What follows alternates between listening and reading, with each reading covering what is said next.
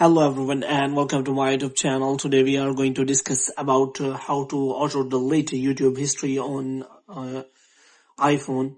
So if you want to delete your YouTube history automatically after some times of interval, so how you can do that? For this, what you have to do, you have to simply watch this video completely.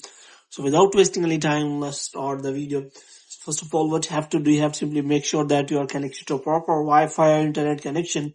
And after that, what you have to do next is you have to simply go to settings. And in settings, what you have to do, you have to scroll it down until you find the option of general. So here you have to simply scroll it down until you find the option of transfer or reset iPhone. So in transfer or reset iPhone, you have to simply click on reset and you have to reset all of your network settings. And after that, what you have to do, you have to simply go back. Now, what you have to do, you have to simply open the App Store. In App Store, you have to search for the YouTube app and you have to simply make sure that you have installed the latest version of the YouTube app. And if it is showing any kind of update, then you have to simply update the YouTube app. And after updating the YouTube app, you have to simply close the App Store. Now what you have to do, you have to simply open the YouTube app again.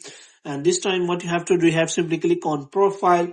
And in Profile, you have to simply go to Settings. In Settings, you have to look for Manage All History here. So in Manage All History, you will find all kinds of history related to your YouTube, like your like videos, your watched videos, your comments, and all these settings. Now, if you want to delete your YouTube history for after a specific interval of time, then how you can do that? For this, what you have to do, you have to simply click on Auto Delete. So here you have to simply select the time interval. So what time interval you want to delete. So you have to simply select the time interval after how much time you want to delete the history. Moreover, there is option available. So here you can simply click on delete. So delete today. You can also select the custom date.